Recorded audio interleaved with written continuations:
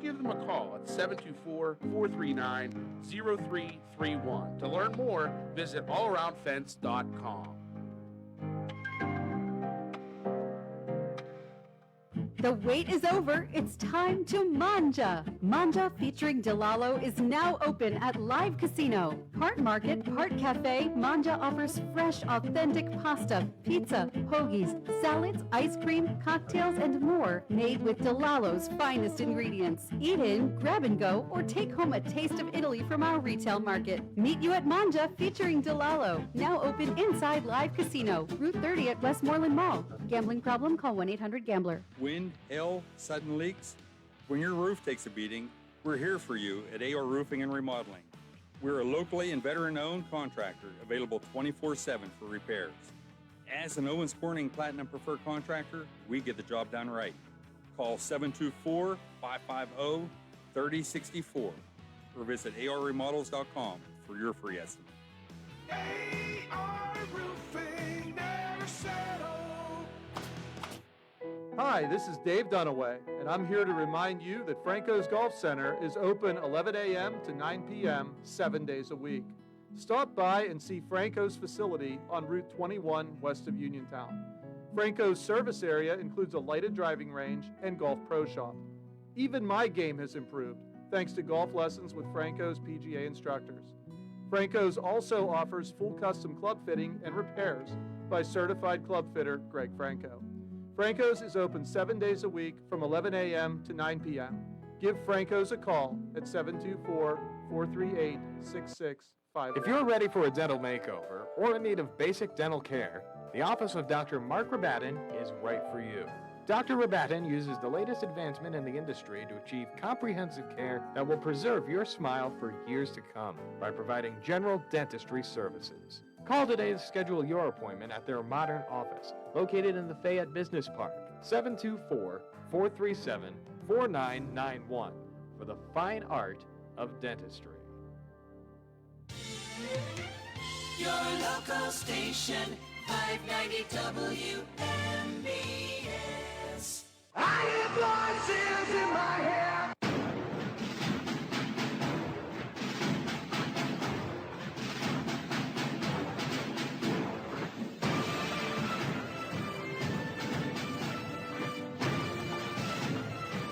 Hello and welcome, everyone. I'm your host, the voice of reason, Dave Dunaway. It's Thursday, April 16th, 2026, and you're listening to Pirate Postgame. No, you're listening to the Sports Voice.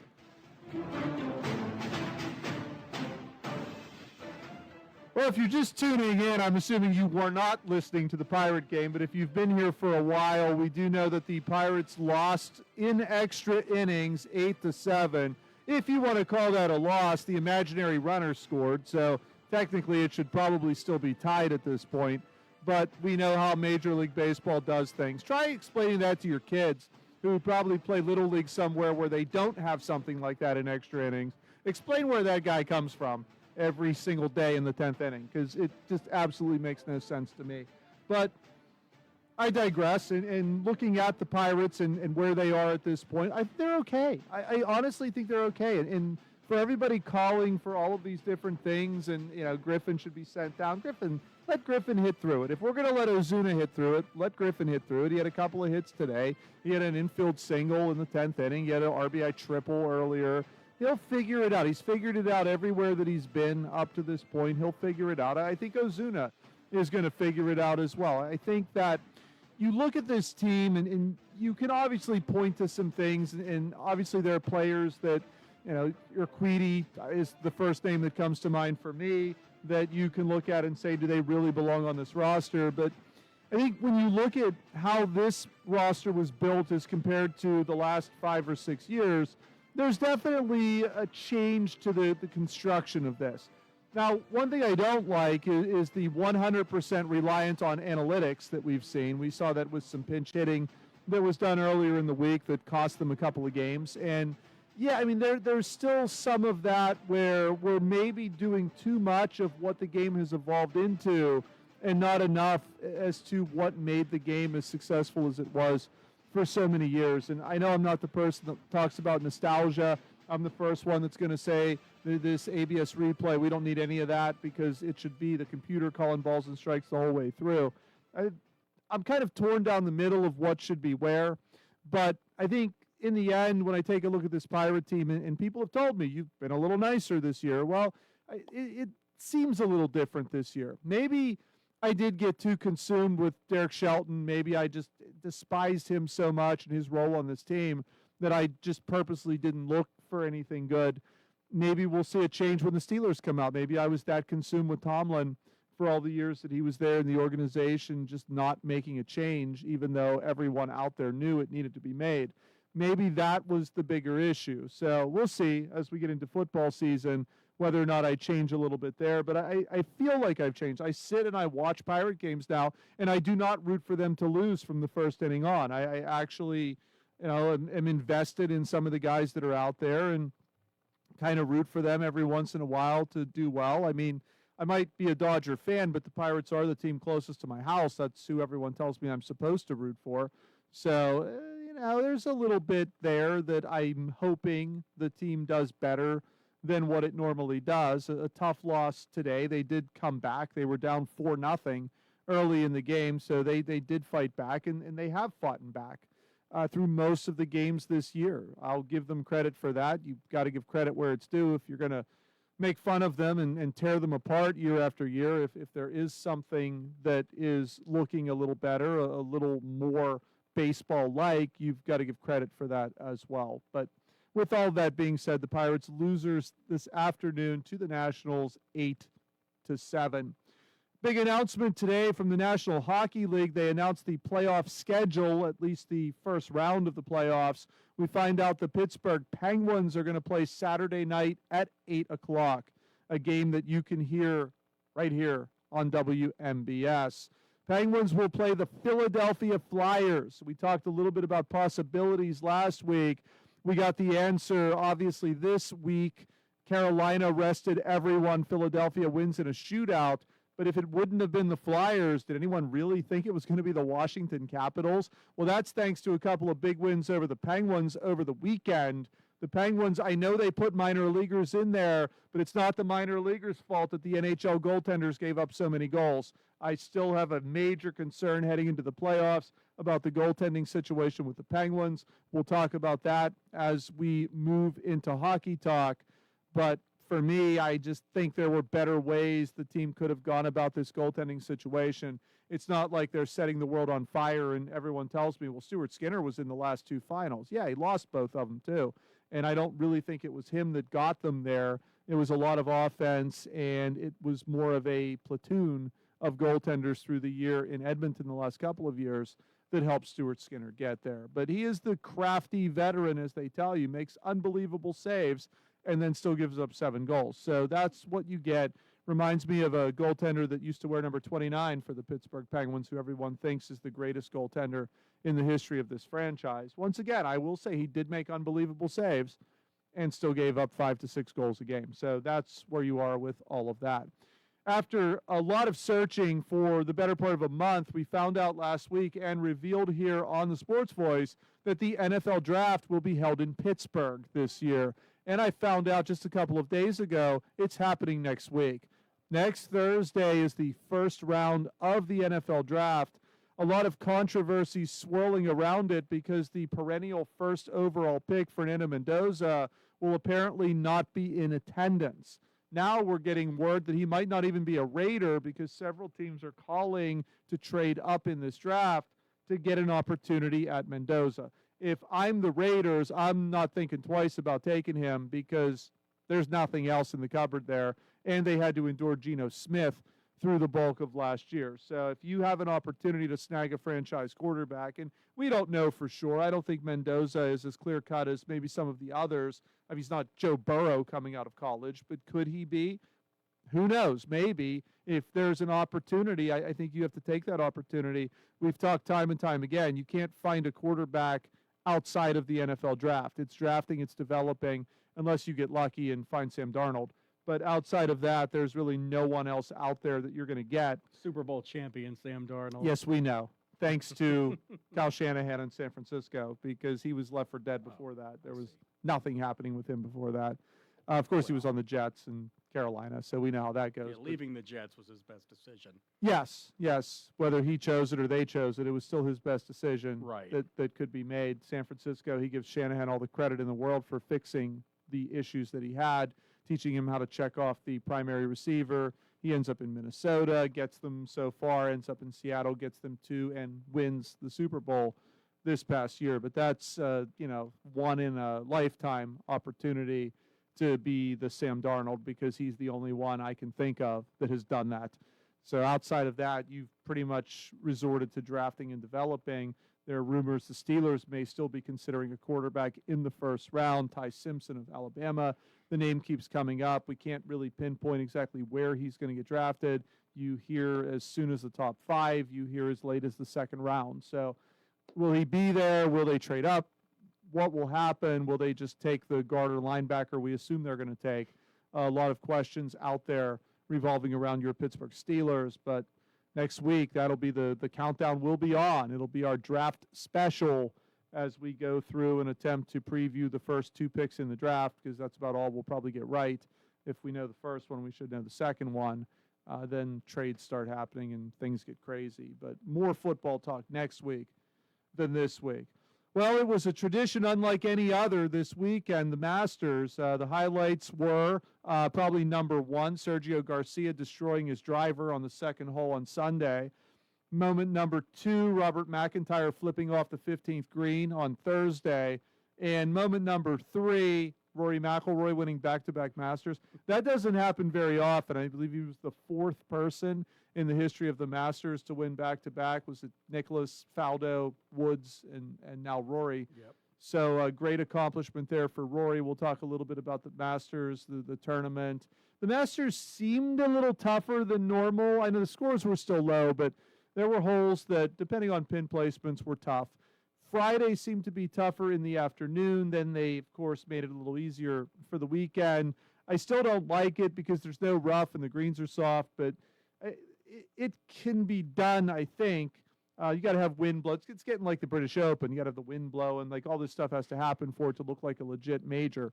But in the end, I thought it was better than what it normally was. I was a little more invested. It looked like it was going to be a rout, and then Rory came back to the field and then ended up winning anyways. So congratulations to Rory McIlroy, back-to-back green jackets. Nick has a lot to talk about later in the show as well. We've got the NBA and WNBA roundup. He did spoil it for me earlier before we went on the air. The WNBA has not started yet, but they had their draft. So he's going to tell you all about their draft. Was it in Pittsburgh? It was in Pittsburgh and nobody noticed. So Okay. What a shame. I was it was surprised. held Well, in somebody's basement. I wondered because with all the trees they're cutting down, I thought, well, maybe that's for the NFL, but the WNBA probably would attract a ton of people, so they might need to get as many trees out of there as possible. Well, I think the city of Pittsburgh passed a statute or a law. All drafts now are in the city of Pittsburgh going forward. So Oh, that's good, because I can't imagine a better city to handle something like that in the country than the city of Pittsburgh. I mean, it's huge. There's space they everywhere. struggle with a Kenny Chesney concert, for goodness sake. So let's see how they do with the NFL draft. Yes. Well, when they have Wing Fest down there, sometimes that's a Oh, little bit too much. That's rowdy. Luckily for them, Pitt football doesn't really draw anybody, so they don't have to worry about No. that. On the Pirates, there's nobody there. I watched games this week. There was nobody there. It was even No. nice. Not even like it was cold. Like I got it last week when it was cold, but I'm watching the game yesterday. There's nobody there. And they're winning. The They're team's 11 good. They're Yeah, I 11 mean, and 8. At least now, I mean, now's when you should go. Who knows where they'll be come June, July, and August. They might Right. be, 100 games under 500. But right now, they're right in the thick of things. They were the first place team in the NL Central going into this afternoon. You would think these fans that are hardcore, because they'll tell you, I mean, they're walking around stealing traffic cones from construction sites all over the area Raise to it. take down there. You would think the place would be packed, but You it would just think. isn't. Well, you mentioned June, July, and August, which, by the way, are the 3 reasons you became a teacher, I understand. Well, it used to be, but But, now I yeah. work through half of each Oh, that's June and awful. August. No, but you're right. I mean, enjoy it in April. And the same people that are scoffing why you're so excited about this team, it's so early. Well, if they were 8-11 or worse, you'd be making fun of them. So we have to have it both ways, Dave. They're playing well. I agree. My point was not just to come on here and make fun of the Pirates. Oh, what not I you, not you. no, yeah, I know you know, Other but people are what doing I've that. said for years is my point is to come on here and tell it like it is, whether you like it or not. And sometimes you need to hear that. I think you have a bunch of shows out there that just try to appease the fan base. They're so worried about making everybody happy.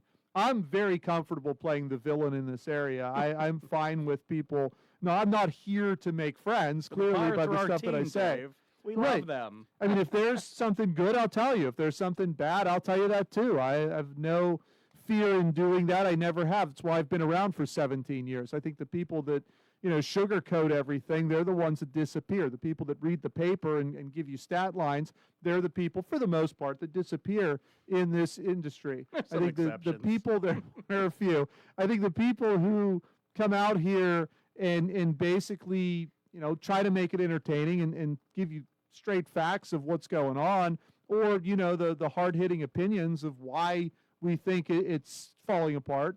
And we're the ones that stick around. We're the ones that hang around, because deep down, even if you don't like it, you're thinking it. And that's why you turn shows like me on, even if it's just to yell and complain about everything I do and say on here. You still can't turn away from it, because deep down, there's some element of truth to everything that's being said. So don't get angry with me because I've talked a little more positively about the Pirates. I'm not going to talk negatively if I actually believe it. I believe the Pirates have done some things this year to make themselves a little bit better. I don't think they've done enough. Don't get me wrong. I've come on here and bashed free agency up one side and down the other. Not that the guys that they brought in haven't been helpful, but there are others out there who I think would have been more helpful in this situation. Right. And the situation is this: you've got the best pitcher in baseball for maybe just the end of this year. So I would put everything I could possibly invest into this team to make a run. I'm not saying to try to make the playoffs. I'm saying to make a legit run. But that's something the ownership and management doesn't want to hear, because that costs money, more money than they're willing to spend. Not more money than they have, just more money than they're willing to spend. So I will constantly criticize that. But I think when you look at what they've done, did they build a team that can be successful in the NL Central? Yeah, they built a team I think that can win the NL Central. They didn't build a team that can win the World Series. That's not going to happen. They're not going to go to the World Series. That's not going to happen either. Not this team. But I think it's a team that can be competitive enough to be able to hang in there and make it interesting and not lose 100 games like we've become accustomed to. As long as the Los Angeles Dodgers are in the National League, no one besides them is going to the World Series for a while, Dave. Well, they only have 4 losses this year. They're amazing. Did you see the number? Was it $515 million it was projected they spent last year to win the World Series? They just won the last 2 World Series, and they've gotten better. But it's not their fault. Like, you can No. yell and complain about them all you want. Oh, they spent $515 million. Yeah, because Major League Baseball allows that to And happen. they spent it wisely. Right. You're gonna fit the system that you're in. I mean, the Pirates, they'll whine and cry and act like we don't get anything. They don't take care of us. Well, they're not taking care of anybody. Their teams are taking care of themselves. Major League Baseball is a free-for-all. It's like NIL without good college football players. Major League Baseball just lets teams run wild, and then they ride the coattails, because the same teams will win every year if you let that happen. So they ride the coattails of those teams, because everybody by default knows everybody on those teams, because they're always in there. And for all the people that want a salary cap, well, there'll be a salary floor, and Mr. Nutting will spend right to it. Right, and you're not going to get – the Pirates will never spend competitively no matter what the salary cap is. They're paying Griffin, I'll give them that, but they're not going to keep Skeens, and they didn't do enough this offseason. They did more than they normally do. O'Hearn, Lau, Ozuna, who finally hit a home run today. But, yeah, it could be more. But right now, the way they're playing, I mean, 85-90 wins is not out of the realm of possibility. It's very early, but I like what I see as well. And they may have gotten a huge deal with this Griffin signing. I mean, Right. Griffin signed for 9 years, $140 million. He's the number 1 prospect in baseball. The number 2 prospect in baseball is Kevin McGonigal, who plays for the Detroit Tigers. He signed an 8-year, $150 million contract yesterday. Yep. So, I mean, right now, this looks like a bargain for if Griffin pans out and projects to be whatever we think he's going to be. That's going to be a huge bargain. McGonigal's already hitting over 300, but he's been there all year. Griffin had a week where he was at AAA, so I'll give that out. And I think a couple of hits today, maybe he starts to turn the corner a little bit. I don't think we can expect him to come out and hit 500 right out of the gate, although he's done that in every other level of minor league baseball. He's so young. But And this is he's- the major leagues, Dave. This is a step above. I know it's the Washington Nationals on a weekday afternoon, but it's still impressive when you get multiple hits in a major league game. He's so young, and A lot of people want to send him down. You're right. If you're Let him having hit through Ozuna it. play through it, have the kid play through What's it. he going to do down there? He was hitting almost 350 when he was down. Like, what are you Yes. going to do? Send him down there? He's going to hit 500? He's There's no mastered point. AAA pitching. Right. Yeah. There's no point to send him to any level of minor league baseball. He's already shown he can hit all of them.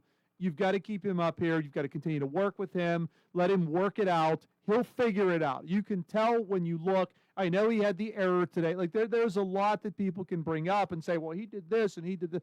I know. I get it. I know the shortcomings. He's also 19. He'll be 20, next week? Yeah, he's a child. So there's a lot of time with him, and you've got him signed for 9 years. What does that benefit anyone in Pittsburgh by putting him at Indianapolis? If you've got him signed for 9 years, have him up with the Pirates for 9 years. He's already showed he can master every level down there. He's got to learn how to master this one, and a trip back to Indianapolis is not going to help. All that's going to do is a number on his confidence. He's hanging in there. He's not totally lost. Like when you look at him, he's not a deer in headlights out there. You can tell in his mind he's trying to figure this out.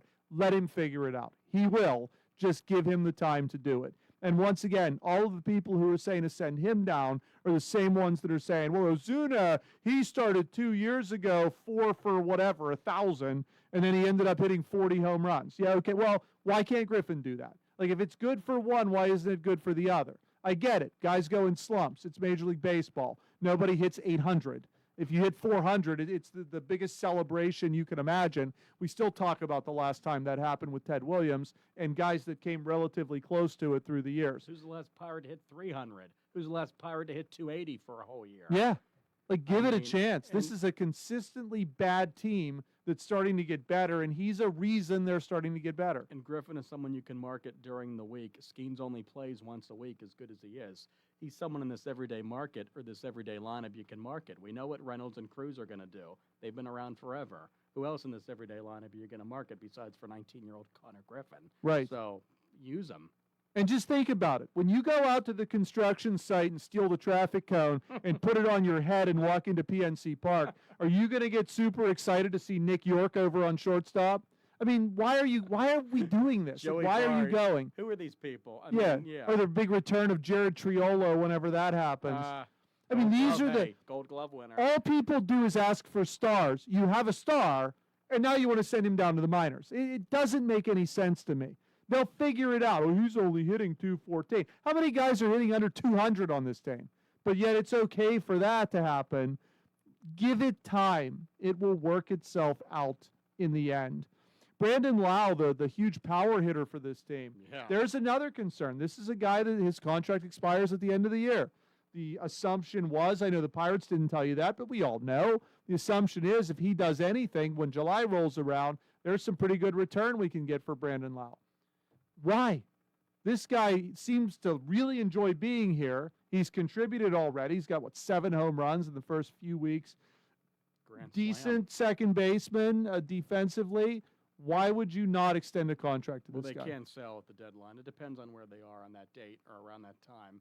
Again, it's only early April, but right. I mean, why would you break up a good thing? Yeah, but if you're not going to sell, you let this go all year. What if he really turns it on at the end of the year? What if they make the playoffs and he's streaky there? Right. Then you're going to have to pay more than what you would pay if you did it right now. That's been my biggest issue with the Pirates. They want to wait with everybody. They want to wait because they're not sure, and they don't want to invest until they're sure. What they don't realize is by the time they're sure, that price tag is going to go up considerably. Right. And that's what happened to them with Skeens. And I think they realized that with the Griffin signing is we could probably wait for him too, but especially as a hitter who plays every day, with the projections on him, if any of that comes to fruition, that price tag's just going to keep going up and up and up. Would they think Skeens was going to come in and be a bust? Like, do you really think that that was a possibility when you draft this guy first overall? There should have been an extended contract made almost immediately because you knew he was going to spend next to no time in the minors. Well, in a sick, morbid way, they probably were hoping he would bust in a weird, sick way. So they could get him cheaper. Right,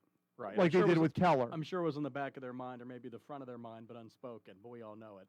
Well, don't be shocked if there's not a Bubba Chandler contract coming. That'll be to appease the people for Skeens. And Right. Jared Jones may be back soon. Yeah, that'd we be see great. he's throwing bullpen sessions right now. So I think when you look at the rotation is fine. It's the I like bullpen. the 5 drafted Pirates. Yeah. And I'm fine if Jones takes the place of somebody because he's also a drafted Pirate.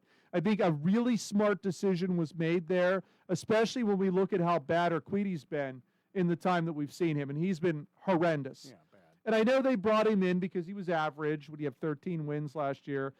He logs a lot of innings, and maybe for that middle reliever, that's a good thing, but you can't give up runs at the pace he's giving them up. You've got to get the ball into the strike zone. I actually liked what they did last night, and I'll tell you why. They bring Mason Montgomery in as this opener, whatever you call it. Okay, The Rays started that. Now everyone's doing but it. I would rather see Mason Montgomery in the first inning than in the seventh inning, Right. because that's what you ended up with. You had Majinski come in, and he was able to give 6 good innings. But if he does that from the get-go, then they're not going to put Soto and Santana. Matson had pitched 2 innings the day before. Now you got to go to one of these other guys. No, it's So smart. would it have been Mason Montgomery in the 7th? I'd much rather see Majinski, if he's rolling, go into the 7th, turn it over to Soto, and then turn it over to Santana. Right. I actually like that. It made no sense to me how they did things in the past, because they'd still bring in the next guy who only would go like 4 innings. But if you're going to get a solid 6 innings out of your starter, then why not put the guy who you would pitch in the 7th, why not let him pitch in the 1st, get him out of the way? Because what we've seen, the guy that comes in next is usually considerably worse than the guy who starts. Yohan Ramirez is shaky. Barco got sent down. Urquidy's been bad. Montgomery's shaky. Let him start. Let him start for just an inning. Don't give him any more than that. Give them an inning. Let them start, and then let your actual starter go until you turn it over to the back end of the bullpen. I thought that was a great move. I don't like this analytic 100%.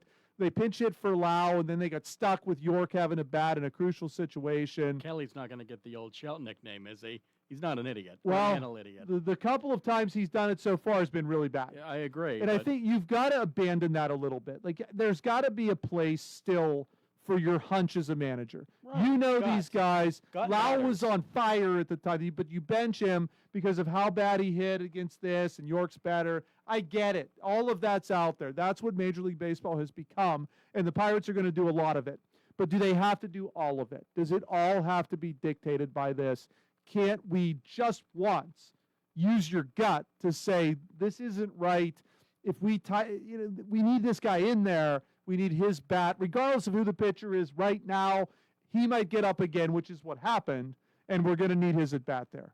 the anymore baseball, since the season is so long, it's dominated by analytics. People are married to them and they can't divorce themselves of it, really. They get stuck on it. But there is still a place, you're right, for gut, for instinct, and for feeling guys out. You're around these guys so much in baseball, every day basically, since the middle of February through the spring into the regular season. So, yeah, Kelly, a better manager than Shelton, not a high bar. How is Minnesota doing? I'm not following them. Better than they should be. But the fact that he got a They're job over is 500. amazing. Yeah, they're over Wow. 500. Yeah, Good for him. they're about the same as the Pirates. I think they're 11 and Yeah. 8 as well. But again, it's so early, and you hate to lose a series to Washington, but, you know, it is what it is. And congratulations, Marcelo Zuna hit his first home run of the year today as well. Finally, yeah. So, I mean, waiting for him to snap out of it, and that was the hope. Everybody told me he was 4 for whatever, and then ended up hitting 40 home runs. So we'll see if that translates here. But he looks happy. I mean, there's no real issues. They all look like they want to be there, and that's a good thing. So when they put their mask on and walk around with their cone and Yeah, they whatever seem to- else, at least they're having fun. They seem to like each other and like the manager, and that's all you can ask for. And that was the issue the last 5 years. That's all we heard. They don't even talk to each other in the clubhouse. They don't even sit together in the clubhouse. They're not even all in there at the same time. So now maybe Kelly has brought this sense of a team into this, and we're starting to see them play that way. And definitely the results have improved. I get it. They lost today, but they're still 11 and 8. And I don't think many people had them there. Even the hardcore Pirate fans probably didn't have them there at the beginning. You didn't think Griffin would be up, but Griffin hasn't been a major contributor to any of this either. A lot of it's come from the starters, and I think they've pitched well. Skeens is the best pitcher I think I've ever seen. Wow. Really? Yeah. Well, yeah. I mean, who else would I have really seen in You that think he's time? better than prime Roger Clemens, for example, or Pedro? Yeah. The sample size Yeah, is small. and but those two are really good. I'm just trying to think in your life. I mean, Yeah.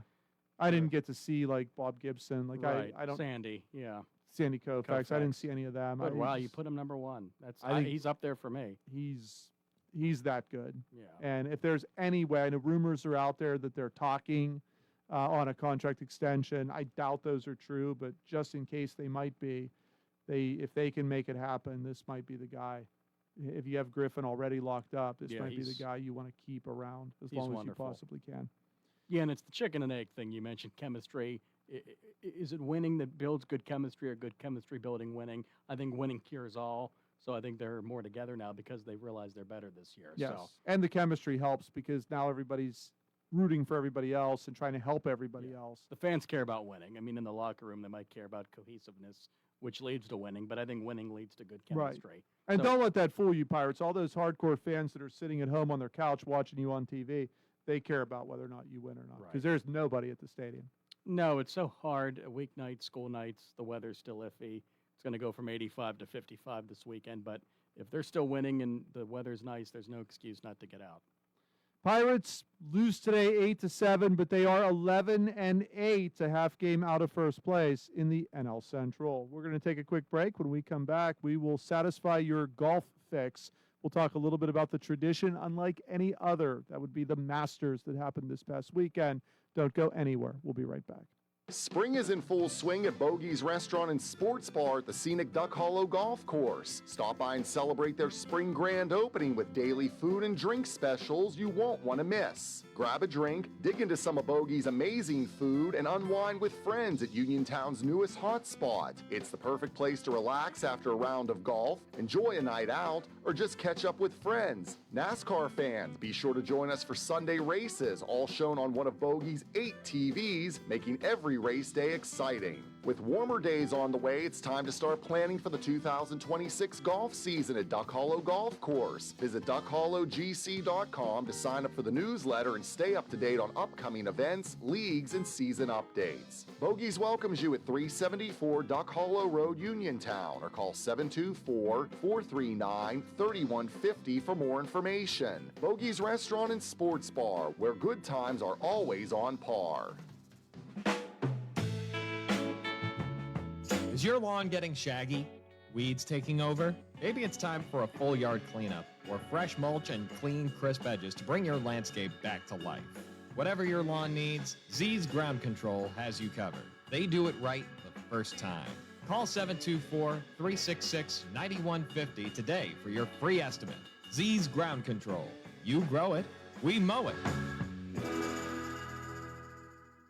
Zen's Antiques and Home Decor, a part of the Cinder Shack family of vendors where you can find both antique and new furniture, collectibles, housewares, gift items, including jewelry and candles, and so much more. Follow Zen's Antiques and Home Decor on Facebook for new items and information on upcoming events. Zen's Antiques and Home Decor in Building 2 at 3391 National Pike in Farmington. Zen's Antiques and Home Decor. That sneeze was in a different zip code, and I still felt the germs. Relax, Randy. I went to Montgomery Medical. I'm fully shielded. Like a flu shot? Flu, COVID, the works. If you haven't caught up on your shots yet, they'll get you sorted in minutes. It's basically a suit of armor, but with less clanking. Then do the double shot. After Montgomery Medical, head over to Renew You Medispa. I got their immunity IV drip. A Medispa? You relax, you hydrate, and you give your immune system a VIP upgrade. Montgomery Medical, a family tradition of family medicine. It's time to make your tax refund work for you at Clayton Homes of Bell Vernon. Now through April 30th, don't miss their Double Your Tax Refund event, where they'll match your refund up to $2,500 when you put it towards a new home. Find a home that fits your family, your style, and your future with the features you've been dreaming of. So what are you waiting for? Stop by Clayton Homes of Bell Vernon today at 4500 Route 51 and take advantage of this limited time offer. Some exclusions may apply. Mountaintop Title and Notary can handle all of your motor vehicle and PennDOT needs, such as titles, plates, renewal, registrations, and all notary needs. Tina Nicholson of Mountaintop Title and Notary can also handle ATV and boat titles and also does income taxes. Hours are Monday through Friday, 9:30 to 4:30, and appointments can be made for after hours and Saturdays. Mountaintop Title and Notary with a new location at 655 Nelson Road in Farmington, the only place you need to go for all title, notary, and tax work. Call Tina at 724-984-1514 for the most professional services around. WMBS.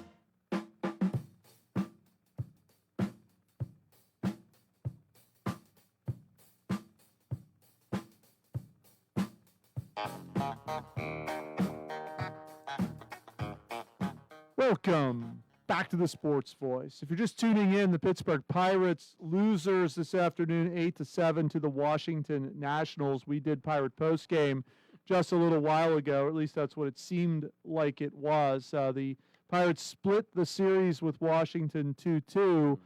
Washington not one of the better teams in the National League, but still, you got to just keep plugging away. With the loss, the Pirates dropped to 11-7. Which I believe, ties them with Cincinnati? Are they tied for first at this point? Something like that, and somewhere around there. Quick note on the Nationals. They may be bad now, but they won a World Series in 2019. Your Buccos have not won one since 79. And they tore it down and replaced a lot of their veterans with actually legit young players. Yeah, and the Marlins have done it twice. Arizona did it, but at least they won a World Series. So everyone complaining about the bad teams now, a lot of them won World Series much more recently than your beloved Buccos. And the Pirate minor league system is on fire. I believe Indianapolis is 4-16, and I'm not sure Altoona won a game yet. So that's what's coming next to the Pittsburgh Pirates. That's why Griffin doesn't want to go down. I wouldn't want to go down on a 4-16 team. Absolutely not. Nick, did you watch a tradition unlike any other over the weekend? I was there. I was eating my pimento sandwich. It was wonderful. Was it the Masters? It was the Masters on CBS. Yes. So we've got some updates here from the Masters. As we know, Rory McIlroy barely held on to outlaw Scotty Scheffler, who was done about 3 hours before Rory. You just thought he was going to blow it. Like, he had this lead that looked insurmountable after the second day, and then shoot 73-71 to just hang on at 12 under. So even par on the third and fourth round. Scheffler comes out of nowhere, almost missed the cut, made it by one stroke, and ended up at 11 under, shooting 65-68 on the weekend. But is that what's most noted from the Masters, that Rory McIlroy becomes the fourth player in history to win back-to-back, or was it the extracurriculars that were happening on the course? I mean, I get it. Most of the people were shooting in the 60s. If you're not doing that, I could see why you'd be angry. But Sergio Garcia not only destroyed his club on the second tee box, but was issued a code of conduct penalty from the PGA, which basically meant you can't replace that club. So he went the rest of the round without the driver. That's something new that they're doing. Well, Augusta's so prim and formal that they won't take any of that nonsense. But looking at the Rory and Scheffler angle, I think golf has something here. That was a Tiger and Phil from 20 years ago. I don't know if it's that good, but Rory's a phenomenal player. I think he could win. I mean, there was someone on the Masters broadcast saying he may never lose here again. Augusta's his baby now. He waited so long to win one. Now he's won two in a row. Scheffler's still world number one. I think golf has a nice little rivalry here between Scheffler and McIlroy. There are some good, younger, talented players out there, too. Like, Scheffler's 27. He looks like he's 40, but he's 27. He acts like he's 40. Cam Young, who won the Players' Championship, he was hovering in and around there until the very end. He dropped off. DeChambeau's still around. Koepka kind of. DeChambeau missed the cut, and that didn't end well. No. But a guy like Sam Burns was up there. So there are people. I'm thinking of casual fans could get interested in. Well, I think those are guys casual fans could get interested. They just have to watch enough to know who they are. Right. Scheffler and McIlroy. I think those. Justin Rose he's been around forever. So there's a name I think a lot of casual fans might recognize. But now's a good time to watch golf, I think, where we've got a lot of rumors coming from LIV as to whether or not that's going to implode. Supposedly the Saudis are considering cutting off all funds, which would then implode LIV Golf. How's Greg Norman going to feed himself? Well, he's not there anymore. He resigned as the CEO a couple of years ago, so he's not even a part of that anymore. Wow, but my bad. A lot of question marks surrounding that, which then allows the PGA to try to fix some of the issues that sent all of those people there in the first place. But I think an exciting major like this one, people were invested probably until the very end, and then history with Rory winning back-to-back. Right. It's a good way to start off the major season in golf. So hopefully the PGA Championship won't be a 30-under par event. Hopefully it'll be somewhat looking like a major and competitive. But golf really needs this because I think it's a time where they can capitalize on some of these younger names that are a little more consistent than what we've seen recently in the world of golf. So congratulations to Rory McIlroy, back-to-back green jackets at Augusta. That is all the time we have for the first hour of the Sports Voice. We're going to take a quick break. When we come back, we'll talk Penguin playoffs and the NFL draft, in addition to Nick's NBA and WNBA roundups. Don't go anywhere. We'll be right back. Hi, this is Dave Dunaway, and I'm here to remind you that Franco's Golf Center is open 11 a.m. to 9 p.m. 7 days a week. Stop by and see Franco's facility on Route 21 west of Uniontown. Franco's service area includes a lighted driving range and golf pro shop. Even my game has improved thanks to golf lessons with Franco's PGA instructors. Franco's also offers full custom club fitting and repairs by certified club fitter Greg Franco. Franco's is open 7 days a week from 11 a.m. to 9 p.m. Give Franco's a call at 724-438-6655. This is CBS News on the Hour, your home for original reporting. I'm Christopher Cruz in Washington. President Trump says Israel and Lebanon have agreed to a ceasefire set to take effect at this hour. President Trump says he spoke by phone with the leaders of Lebanon and Israel about a 10-day truce. Had a great talk with both of them today. They're going to be having a ceasefire, and that'll include Hezbollah. Iranian-backed Hezbollah militants have been part of the fight with Israel, even as negotiators try to end the war between the U.S. and Iran. The president also says he expects a White House meeting in the next week or so between Lebanon and Israel that will seal the deal. Linda Kenyon, CBS News, the White House. Hezbollah says it is not a party to the ceasefire. Before the truce took effect, the Israeli army attacked Hezbollah rocket launcher sites after taking fire from southern Lebanon. A 25-year-old man was seriously injured in northern Israel by debris from a rocket. President Trump appears to be trying to drive a wedge between Pope Leo and the pontiff's brother. This is the real world. It's a nasty world. But as far as the Pope and saying what he wants, he can do that. Now, I know the Pope's brother. He is a big MAGA person. He's got MAGA all over his house. His name is Louis. He's actually a great guy. In Cameroon today, the Pope made another pointed plea for peace. Police say the former lieutenant governor of Virginia, Justin Fairfax, shot and killed his wife, then turned the gun on himself. Fairfax County Police Chief Kevin Davis. There's been a divorce proceedings that have been ongoing. Former Lieutenant Governor Fairfax was recently served some paperwork associated with an upcoming court proceeding that apparently led to this incident last night. The couple's teenage son called 911 just after midnight. The House has approved an extension of temporary protections for Haitian immigrants living in the United States. But CBS's Allison Keyes says the legislation is only symbolic. The House legislation was pushed through by Democrats and a few Republicans over the objections of the GOP leadership. It would require a 3-year extension of temporary protected status for Haitians as their nation is roiled by gang violence. But it faces a tough road in the Senate, and President Trump would almost certainly veto it. The Supreme Court will soon hear a case that would end the protected status for Haitian and Syrian immigrants.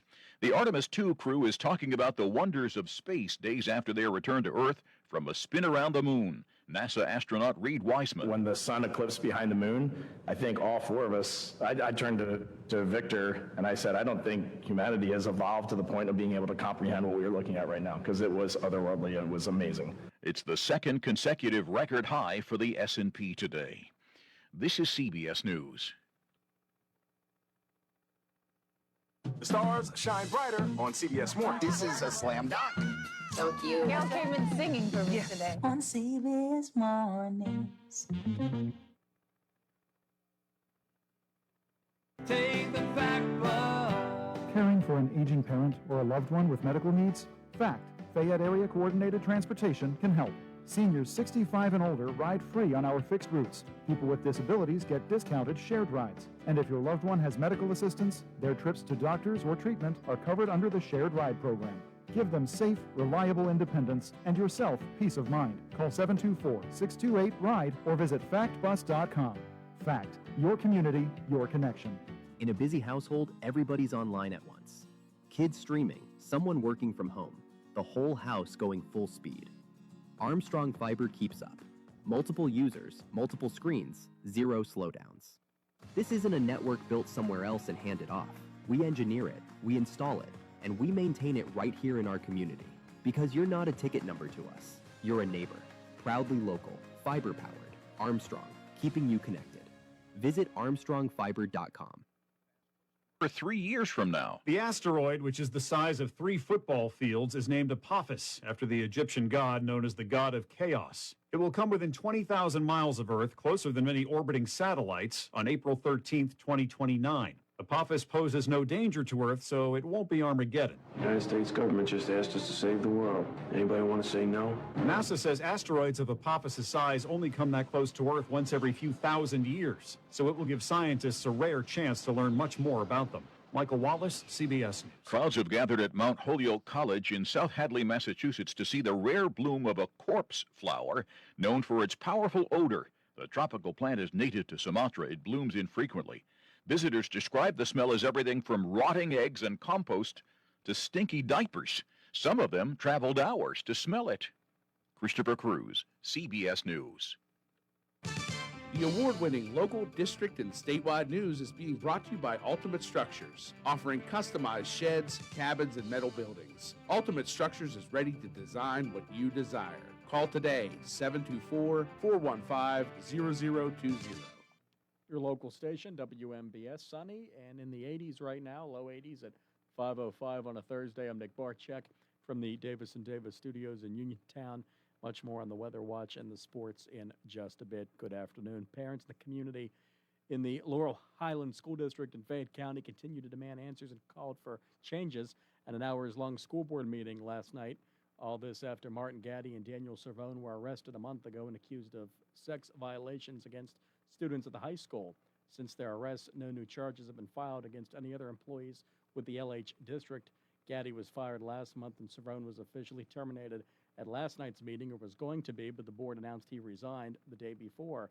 The district has brought on a law firm from Allegheny County, MBM Law, and outside counsel to help field reports from the public at large following the arrests at LH. A bill from U.S. Senator of Pennsylvania John Fetterman and another senator wants to put warning labels on social media outlets. The Stop the Scroll Act would mandate that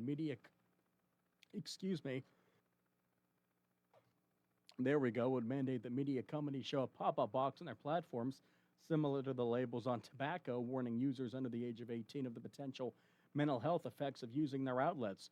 Users would then need to acknowledge the possible risks before getting access, and with the label, there would be a way for users to connect with mental health resources.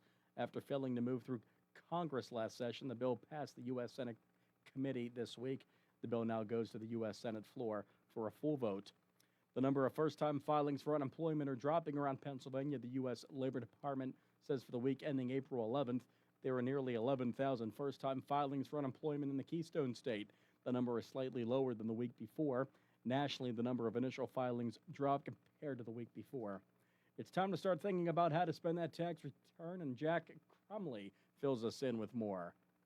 Tax season is here, and if you're someone expecting some money back, start thinking about what to do with it.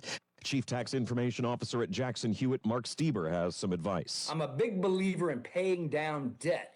So if you have any debt which is non-tax deductible and doesn't help you at all in a tax arena, take your refund and first pay down debt to the extent that makes sense. Stieber says if you've paid off your debts, there's another important thing you can do with your return.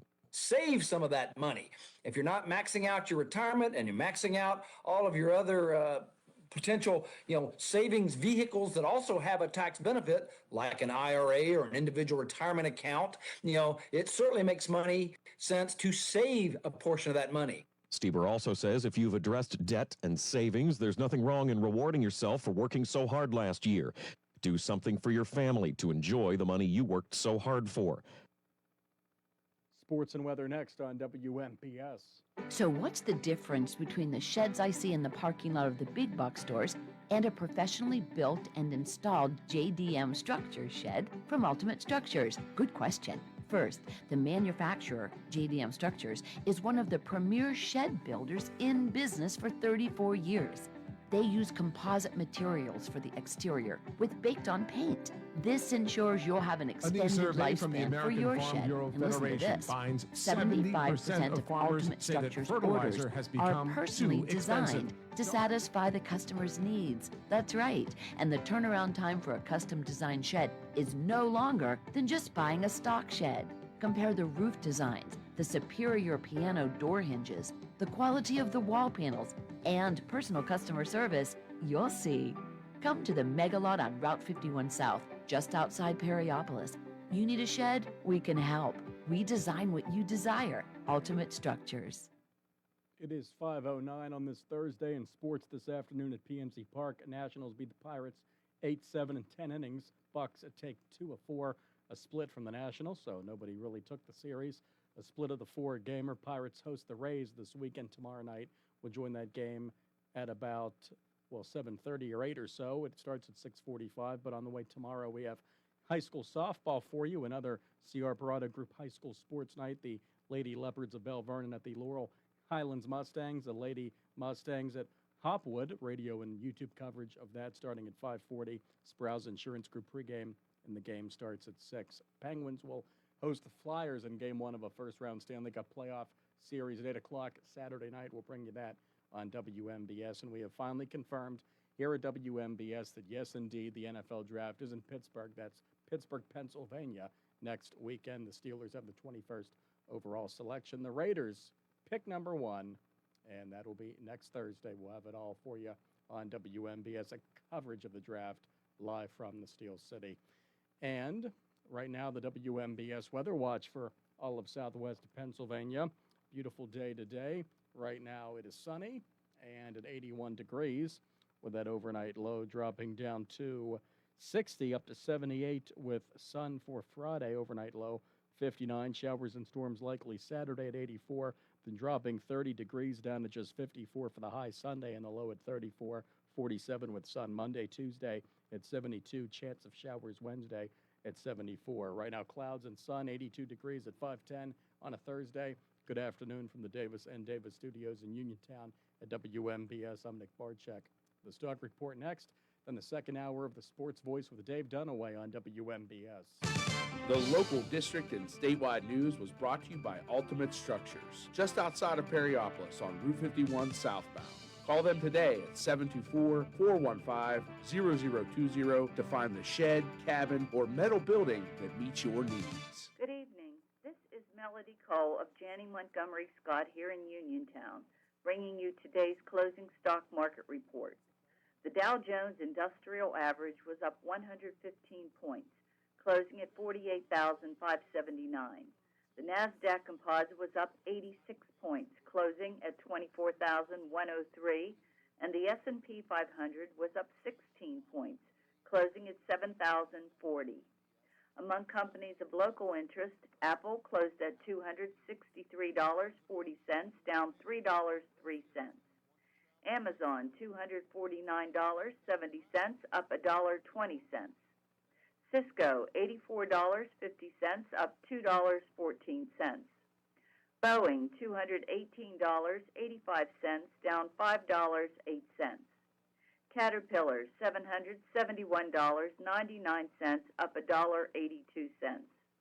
Disney, $103.91, up 87 cents. ExxonMobil, $151.84, up $2.83.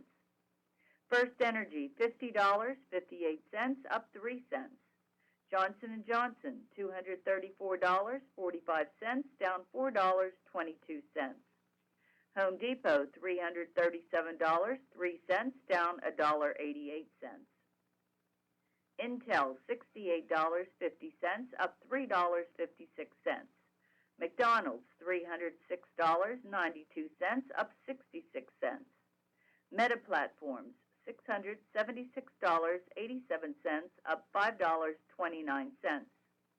PNC Financial Services, $220.01, down $2.05. Raytheon Technologies, $195.87, down $2.52. Rockwell Automation, $402.91, up $5.51.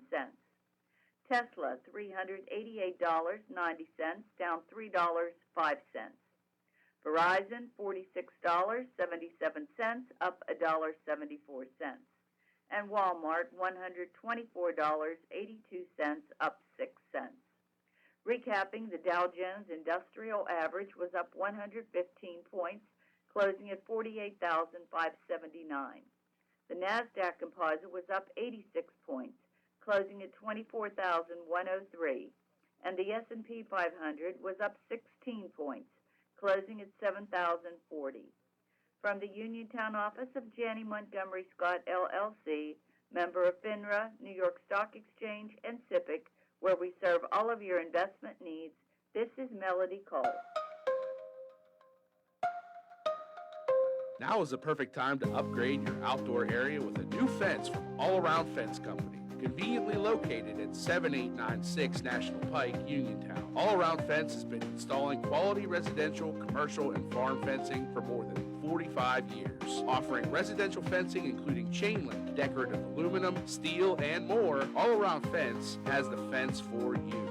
All Around Fence is also your one-stop shop for Nutrena products and also carries livestock, equine, and pet supplies. So if you need to upgrade an existing fence, add a new gate, or are considering the installation of an all-new fence, All Around Fence has the answers you need. Visit them Monday through Friday from 8:30 to 5 p.m. and Saturdays from 9 to 1, or give them a call at 724-439-0331. To learn more, visit allaroundfence.com. The wait is over. It's time to Manja. Manja featuring Delalo is now open at Live Casino. Part market, part cafe, Manja offers fresh, authentic pasta, pizza, hoagies, salads, ice cream, cocktails, and more made with Delalo's finest ingredients. Eat in, grab and go, or take home a taste of Italy from our retail market. Meet you at Manja featuring Delalo. Now open inside Live Casino, Route 30 at Westmoreland Mall. Gambling problem? Call 1-800-GAMBLER. It's time to make your tax refund work for you at Clayton Homes of Bell Vernon. Now through April 30th, don't miss their Double Your Tax Refund event, where they'll match your refund up to $2,500 when you put it towards a new home. Find a home that fits your family, your style, and your future with the features you've been dreaming of. So what are you waiting for? Stop by Clayton Homes of Bell Vernon today at 4500 Route 51 and take advantage of this limited time offer. Some exclusions may apply. Your local station, 590 WNBS. I hear voices in my head.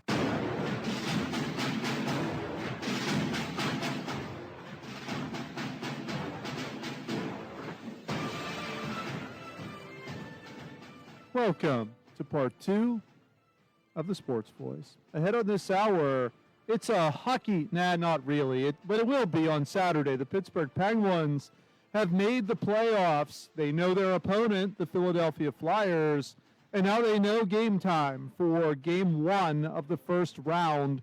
It will be in Pittsburgh Saturday night at 8 p.m. How excited are you for the Pittsburgh Penguins and the playoffs this year? It's the first time they've been there in a little while, but they didn't exactly go into it on fire. The Penguins made decisions to rest most of their starters because they had second place in the Metro wrapped up and knew in the first round their opponent would be whoever finished third in the Metropolitan Division. And it came down to the wire to figure it out. You had the Islanders, you had the Blue Jackets, who were the teams everyone was talking about a few weeks ago. The Flyers come out of nowhere, and then from even further back, here come the Washington Capitals. And in the end, it's down to the Flyers and Caps to figure out who's going to be 3, and it turns out it will be the Philadelphia Flyers. A lot to talk about with this series. We talked a little bit about it last week when we were still in the what-if phase, but we look at the Penguins, we look at where they were projected to be, we look at where they are right now. Most people would say this is a successful season, but what if you lose to the Flyers in the first round of the playoffs? Does that make it a bust season? Does it make it worse than if the Penguins would have been one of the worst 5 teams in hockey? Because you don't really want to go into the playoffs and lose in the first round, but if you're going to, you certainly don't want it to be against, of all teams, the Philadelphia Flyers. Do I think the Penguins are going to lose this series? I don't think so. I think when you look at the makeup of both teams, the Penguins are the better team by far, but stranger things have happened. We talked numerous times, the hardest thing to win in all of sports is the Stanley Cup. How grueling of a season was it for the Penguins? We had the Olympics that broke things up, made a bunch of games happen in a very short amount of time, and the goaltending has been an issue pretty much all year, but definitely within the last couple of months. Do they have enough to finish off the Philadelphia Flyers? A lot to get to as we talk hockey playoffs. We also have the NHL draft, the NFL draft to talk about as well. We know that's next week. That was confirmed here earlier today. It's in Pittsburgh, if you didn't know. A lot to get into with that, more so next week than this week, because you never know what could happen in that week prior to the draft. There could be signings, there could be trades, there could be a number of rumors with all of these fake mock drafts that everyone puts out all over the country. Right now, the Las Vegas Raiders have the first pick. Numerous teams, from what we've heard, have been inquiring what it would take to get that first pick. It's believed no matter who gets it, it's going to be Fernando Mendoza, the Indiana quarterback who won the national championship, was by far and away the best player in football. He also won the Heisman Trophy that recognizes that. A lot to break down. We know he will not be in attendance. I'm sure that's a crushing blow to the NFL, who's got to look for 15 minutes to kill after the first pick now. It's one of those things, the headliner's always there. A lot changing in the realm of football, primarily because of NIL money and players staying in college who probably should have and could have come out for this NFL draft. And how much worse will that get as the years go on? I can't believe someone might actually consider going to college and staying for all 4 of their years, but seems like we're having that happen a little more often now with the payoff that they get through the name, image, and likeness. Also, later in the show, Nick is going to do his NBA and WNBA roundups. The NBA in the playoffs, they've got a play-in round, so it's kind of like the NCAA March Madness tournament. He can tell you about what's happening with the play-in tournament that's happening right now. And the WNBA just had their draft. I'm sure he'll go and run down all 15 of those picks that were made in the draft earlier this week. So I don't want to spoil anything. I will let that be all him. He can tell you what happened there. And of course, the big story coming up this weekend, it's WrestleMania. Yeah, I mean, that might be bigger than any of this other stuff. Now that ESPN has the rights to it, you would think WrestleMania is the most unscripted, realistic sport you could possibly find out there. Pat McAfee going to be a part of it, Jelly Roll going to be a part of it, I Show Speed going to be a part of it. So celebrities coming to that, maybe even bigger than the Super Bowl. We'll have to wait and see what happens there. But of course, our big story for the second hour revolves around the Pittsburgh Penguins. We've waited for days for the NHL to come up with a schedule for the first round of the playoffs, and it's understandable why they've not, because the regular season hasn't ended yet. I know the Penguins wrapped up on Tuesday, but there are regular season games tonight, so the NHL season will not officially end until the games are final this evening. But after that, we move into the playoffs. We know the Penguins will play Saturday night at home at 8 o'clock. I mentioned it earlier. I'll mention it again. The game can be heard right here on WMBS. The opponent for the Penguins is the Philadelphia Flyers, and that might be a surprise for a lot of people. The Flyers haven't been in the playoffs for over a decade. They haven't won the Stanley Cup since probably before most of you out there listening were born. It's been that long. It's been longer than the Pirates winning a World Series. I believe 1976. I wasn't even born in 1976. So it's been a while since the Flyers were able to capture the biggest prize in hockey. But they're back in the playoffs, and a lot of people are considering them to be a pushover. They weren't supposed to be there. It was supposed to be the Islanders. It looked all year like it was going to be the Islanders. Rookie phenom Matthew Schaefer, Ilya Sorokin, probably the best goalie in the Metropolitan Division. But they're on the outside looking in. So is Columbus, a young upstart team that went on a streak right before and after the Olympics, but they're on the outside looking in. And Washington. We had this huge buildup for Crosby and Ovechkin over the weekend. We go into Saturday. The Penguins rest literally everybody. It's Kevin Hayes and a bunch of minor leaguers who were out there playing for the Penguins. A lot of people felt deprived. They did not get to see maybe what was going to be the final matchup between Crosby and Ovechkin in Pittsburgh. They saved that for Washington. They did have their matchup, but Ovechkin announcing earlier today that he doesn't know for sure, but believes that he's going to still play hockey next year. So maybe not that final curtain call for the biggest rivalry in recent time in the NHL. The Washington Capitals get 2 wins over the weekend against the Penguins, get right back into the picture for the playoffs. But in the end, Carolina decides to rest everyone against Philly. It takes a shootout, but the Flyers win, get the points needed, get the matchup in the first round against the Pittsburgh Penguins. Where does that put us? Well, a lot of people have said, don't worry about the last 3 games. I'm worried about the last 3 games, and I'm worried about games that happened before that as well. I'm not worried about the last 3 games because a lot of AHL players were in there. I don't care how bad these guys are or how not ready for the NHL they might be. That doesn't make the goaltenders give up the amount of goals that were given up in those last 3 games. That is an issue. It's a bigger issue than just the fact that you were playing minor leaguers for pretty much every other position out there. These are your 2 goaltenders that we are going to see in the playoffs. Is it going to be a rotation like we've seen? Probably not. If I'm the Pittsburgh Penguins, probably the last thing that I want to do is put a rotation out there, because the playoffs are a place where if you have a hot hand in the goaltending position, you want to keep that hot hand there. What did we see out of Stuart Skinner? 4 goals given up on 21 shots. Shelovs comes in, 2 goals given up on 9 shots. Add in the empty netter. The Penguins end up giving up 7 goals to the St. Louis Blues, who are not going to make the playoffs. And I know what the lineup looked like. The kid from North Dakota State was out there playing defense and was a -2 in the amount of time he was there. Solyov, St. Ivany, go down the list. I know who played. People we haven't seen. Harvey Pinard was in there. Kopanen was in there. McGroarty was in there. I get it. But the goaltenders were the NHL goaltenders. They should not, even if there are breakdowns here or there on defense, you don't give up 7 goals as a tandem. It just can't happen. It can't happen in the playoffs. I don't care if it's Philadelphia or who it is. The first game against the Capitals, they gave up 6. They gave up 3 and didn't score in the second game against the Capitals when everybody played. So take a look at what's out there. Is this confidence that you're riding into the playoffs right now? I don't begrudge what Dan Muse did. Like, that's fine. You want to rest your guys. I'm always a proponent for resting your guys if you can, and they could. You give some players an opportunity to play in the NHL. Some have been there. Mixed bag from what we saw. You got Ben Kindle a few days rest. That was a good thing.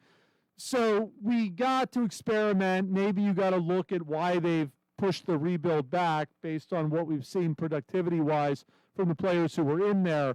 But in the end, it comes down to what I've said it's going to come down to all along, goaltending. When this ends, all of you who are like, oh, it's no big deal right now, the first thing out of your mouth when they finish advancing, however far they get, is going to be, oh, the goaltending wasn't really good. Yeah, the goaltending isn't really good. Not that it wasn't really good in those games. It isn't really good.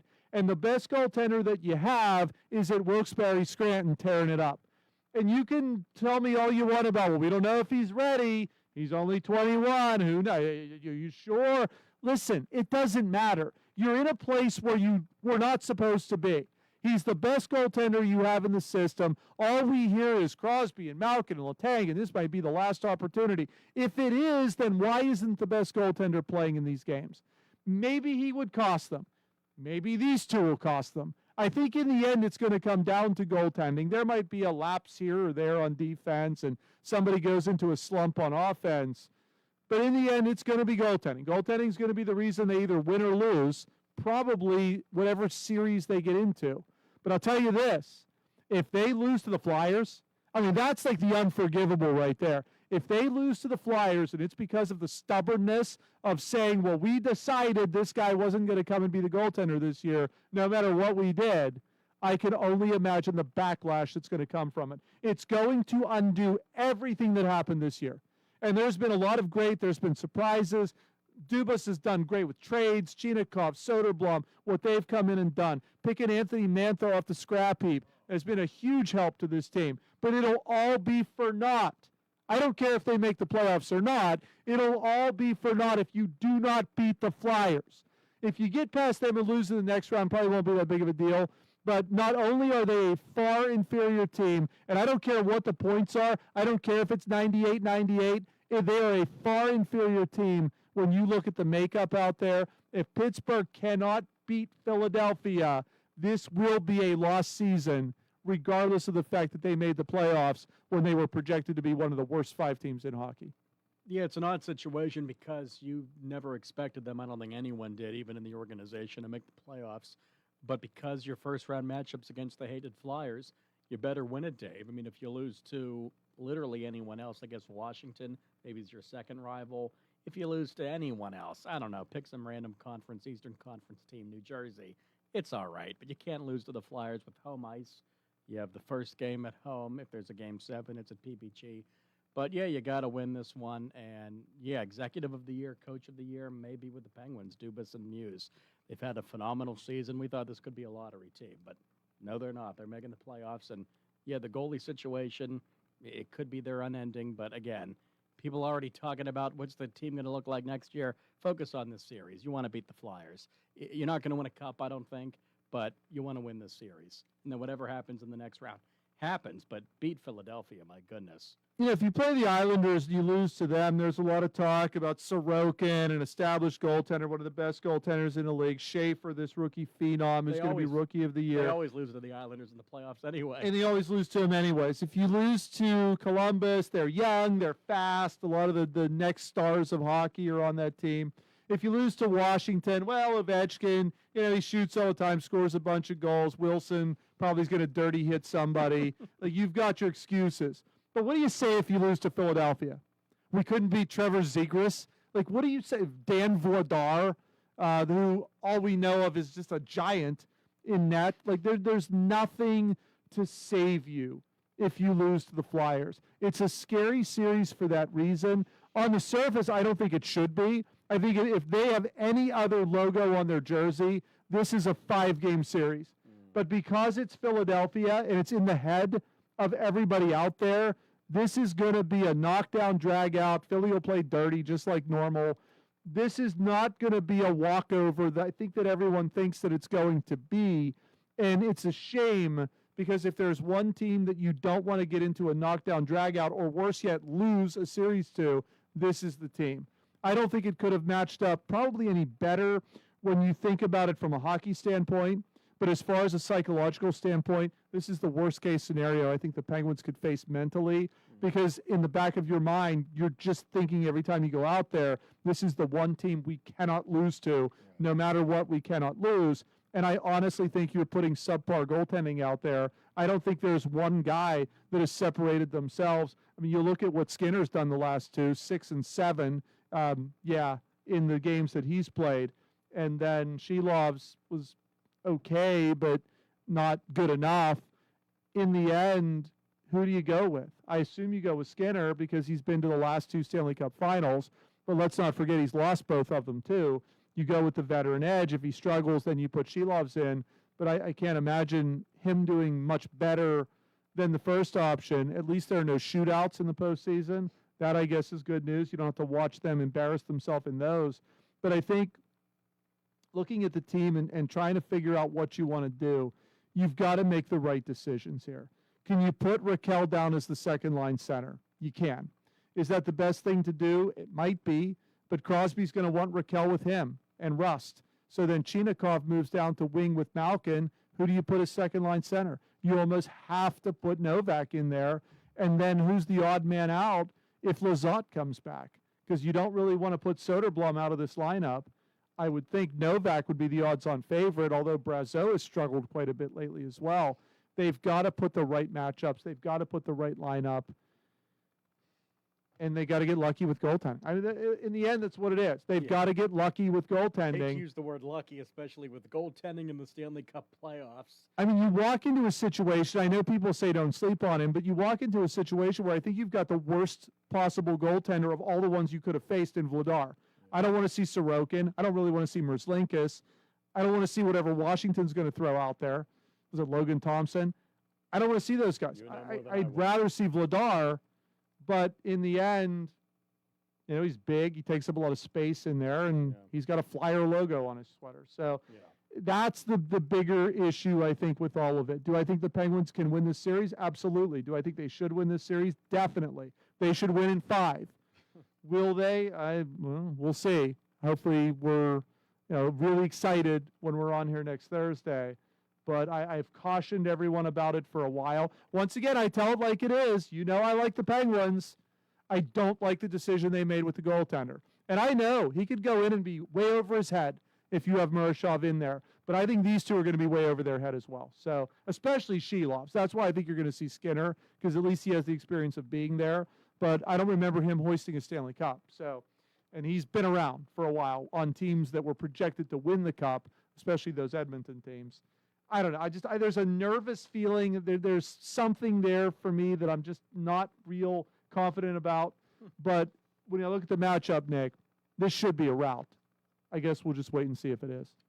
Yeah, it's more in the psyche. It's more psychological, this matchup, because they hate each other so much. And when two teams like this hate each other this much and they're in the playoffs, the better team doesn't always win. But with veterans, the Penguins have a lot of veterans, obviously led by Sid.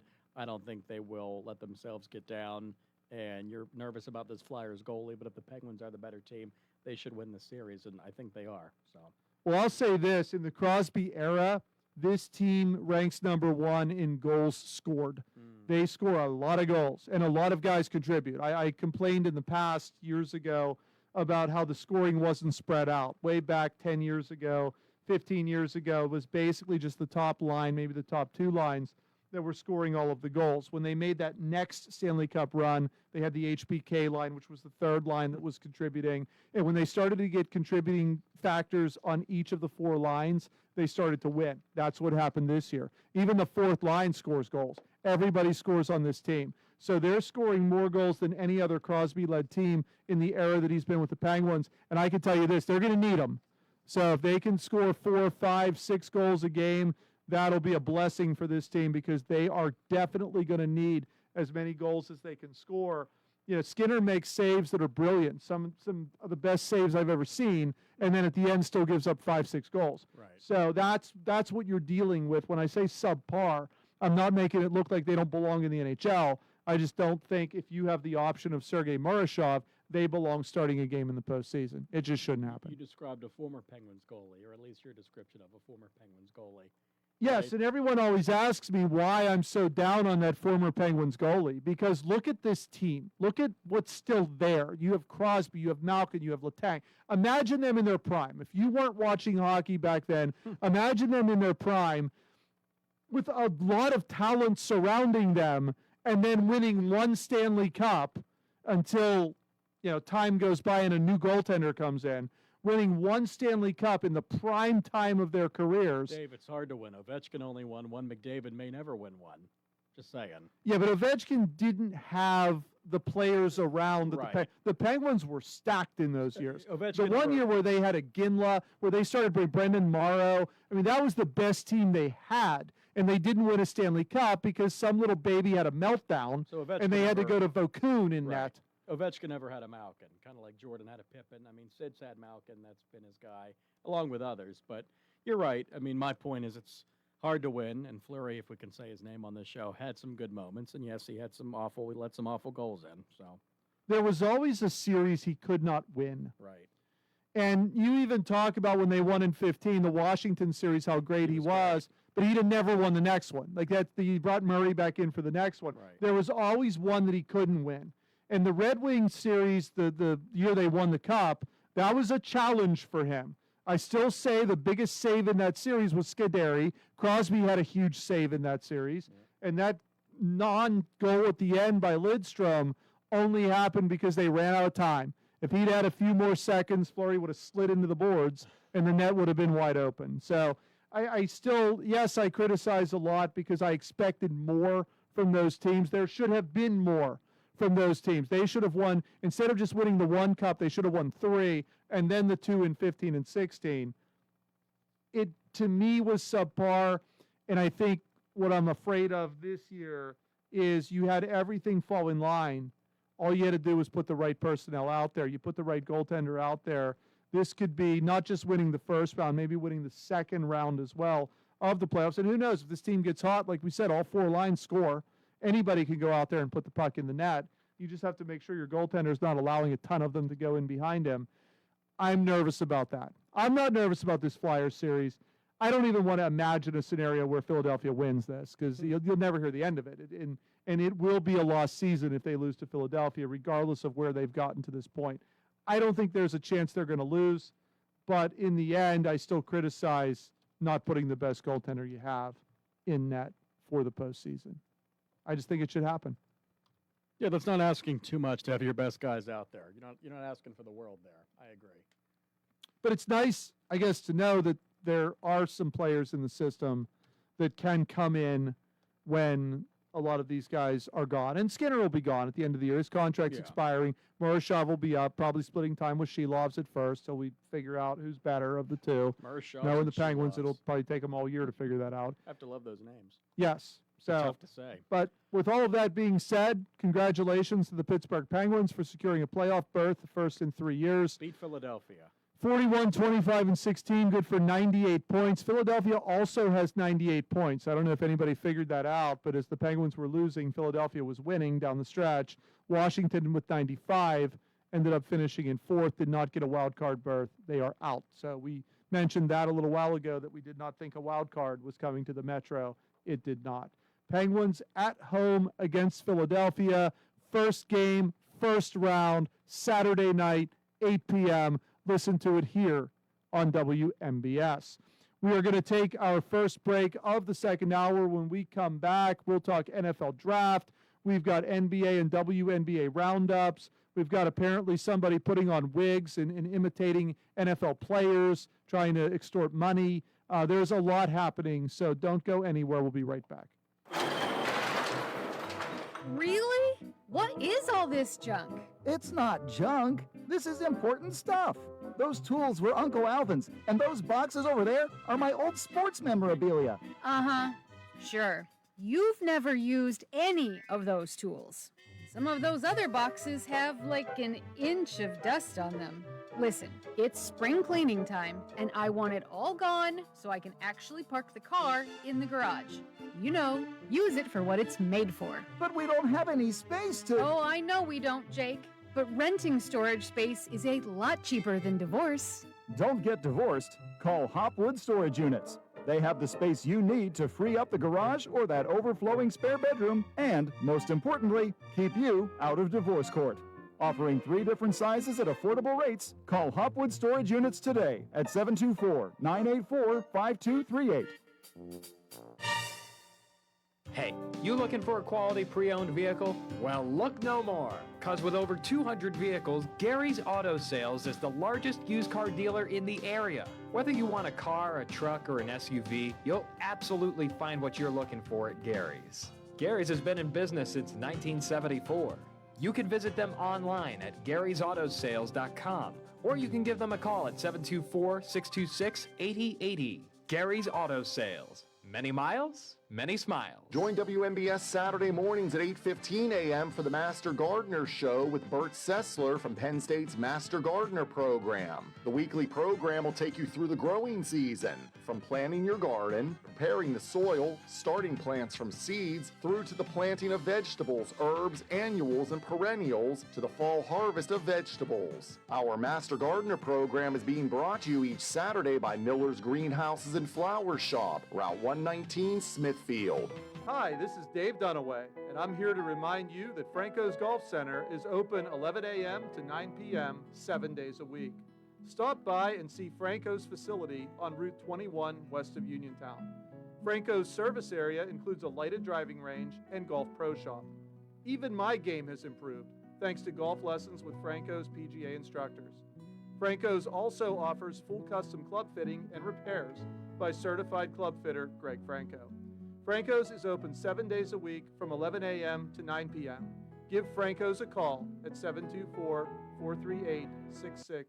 If you're ready for a dental makeover or in need of basic dental care, the office of Dr. Mark Rabatin is right for you. Dr. Rabatin uses the latest advancement in the industry to achieve comprehensive care that will preserve your smile for years to come by providing general dentistry services. Call today to schedule your appointment at their modern office, located in the Fayette Business Park, 724-437-4991, for the fine art of dentistry. WMBS.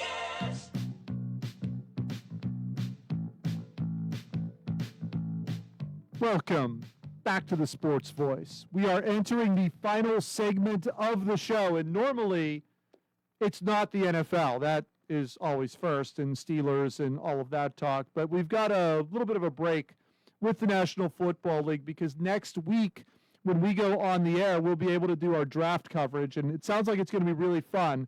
They talked to the general manager of Kansas City who says he's expecting a lot of trades in the first round, which means we're not going to get anything right as far as picks go. But we'll do our best as we normally do and get them all wrong, just like the experts do. It usually works out about the same in the end. But I'm sure all of you know by now the NFL draft is in Pittsburgh. This ought to be pure just to watch and see and be glad that we're not there. I can only imagine the chaos and confusion that's going to take place in a very small area with probably 10 times more people than should be there that are going to be there trying to fight, claw, scratch to get to that stage and watch nobody come out when they announce the first pick. Dave, I think I know you fairly well from doing the show over the years. You don't seem like someone who wants to hang out with 700,000 people, especially drunk Pittsburghers. Is that correct? I struggle to go hang out with 7, so I can only imagine what it would take to get me down there for that. But I think you look at what the draft represents, and a lot of it is to go down and try to catch a glimpse of players after they get drafted. Now we know the projected first overall pick isn't going to be there, Fernando Mendoza. And I commended him last week for that decision because honestly, I don't think any of them should go. All it does is kill time and prolong something that should take about an hour to do. The draft should not take any longer than that. It should be a pick, show it up on the screen so that everyone's familiar with who the person is, and then the next pick, and then the next pick. But no, they've drug it out to 5 hours of a television show that makes no sense because all you're doing is showing highlights that anyone could have seen if they'd have watched the games. We don't need to see the same highlight shown in 5 different versions while we wait for a canned interview, which is, how happy are you to be drafted by the Cincinnati Bengals? Oh, I'm thrilled. Like, what are you going to say? I wish somebody else would have picked me. Well, if Arch Manning, he might have.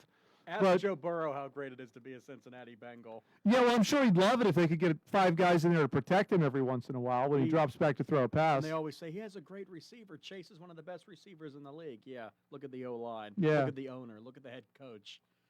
It's a train wreck, but there are a lot of train wrecks, and those teams usually pick first. And we're going to see a train wreck in Vegas who allowed Geno Smith to be their starting quarterback most of last year, wasted a year of Ashton Genty and Brock Bowers, who I think are going to be absolute studs. Max Crosby is back.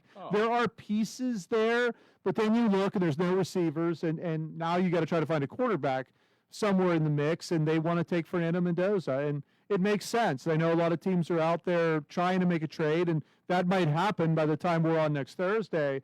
But right now they're standing pat and saying, no, we're keeping this pick because where else are we going to get a quarterback? Do we want to be the Steelers? Do we want to go from Mitchell Mitch to Mason Rudolph to Russell Wilson to Aaron Rodgers? I mean, there's not much out there. When you look at free agency, those are the guys that are there, the ones that I just named.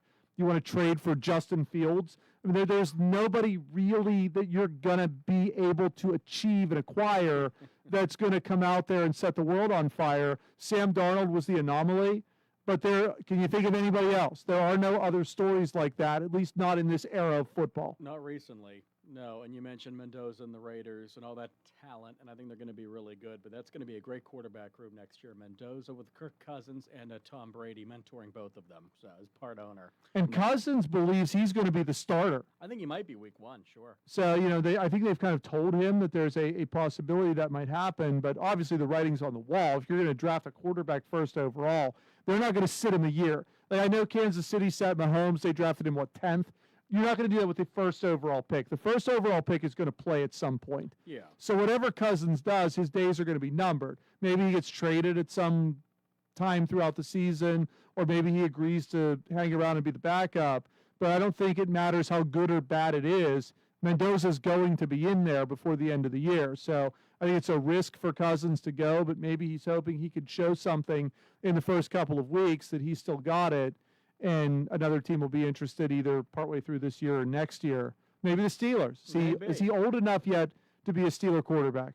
How long did he spend in college? Was he there 10 years like Pickett? I'm not sure. But Well, yeah, this draft, I mean, I've heard people that get paid to hype the draft experts and analysts who do this stuff all year, and even they admit this is not a great draft. The only potential Hall of Famer they see is Mendoza out of it. I think Love is very good. A lot of people love Love, pun intended there, the Notre Dame running back. But outside of that, I mean, these receivers are somewhat interesting, though. Tate, Boston, Lemon, Ohio State. How many defensive guys are they going to have taken in the top 10? Right. All 4 of them. So, but even the draft experts admit this isn't the draft. I mean, you never know, though. There could be multiple Hall of Famers out of this draft. We don't know. But right now, they're saying Mendoza is the only guy who's going to make a difference this season. So there you go. well, chances are there are going to be at least a couple. We seem to have a few Right. every year, so Some of these edge there'll be some rushers- diamonds in the rough. Yeah, Reese, Bailey, Fano is a great O-line. Whatever middle linebacker or guard the Steelers take will probably be. I mean, we'll talk more about the Steelers next week, but I Ty Simpson, if I was the Steeler fan, I'd be scared by that.